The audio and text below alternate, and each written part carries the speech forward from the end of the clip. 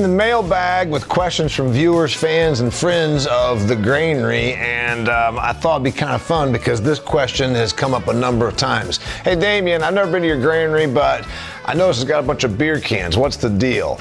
Well, if you're of a certain age, you might remember beer can collecting was a really cool thing in the 1970s. I didn't go to beer can conventions and trade shows where some people would go and buy and sell beer cans. I just picked up beer cans along the road. Not too hard to do, living a couple miles outside of town. When the factory workers took their lunch break, they usually drank a six-pack and threw their beer cans in the side ditch, as did the high school kids.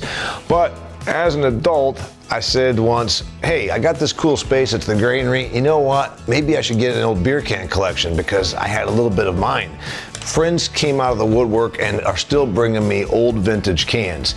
So did I drink them all? No, I didn't. Although I do have a collector style old Milwaukee can from a long, long time ago. It's probably from the 80s because it is made out of aluminum. You'll notice it still has the pop top on it because if you were a serious collector, you would open them from the bottom so that it retained the top.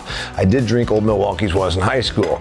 I got an Iron City can, and this is made in Pittsburgh. The reason I think it's really cool, I'm a Steelers fan.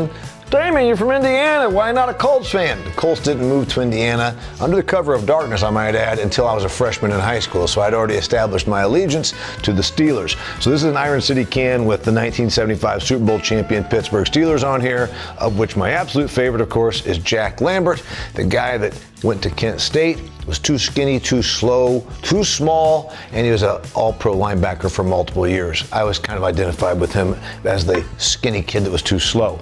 As you know, I drink Coors Banquet. That's my favorite beer now. It's even on tap in the kegerator behind me. This is a collector can that, in fact, is still full. That's right. It's got an old-fashioned where you use a church key. That's a can opener, if you wanted to. And this has had beer in it since, and this can's at least probably 20 or 30 years old. It was put out to be specifically for collectors. Which brings me, of course, to this little guy right here. Why is this still one of my favorites? Because it's a 7-ounce Coors can, and J.R. Pear and I got into his dad's Coors that had come back from Colorado before you could get it in Indiana in the 1970s. It was 1974. J.R. and I, on a hot summer day, got into the Coors and drank these. I was 5 years old. On the way home, my brother picked me up in a pretty new 1974 Chevy pickup truck.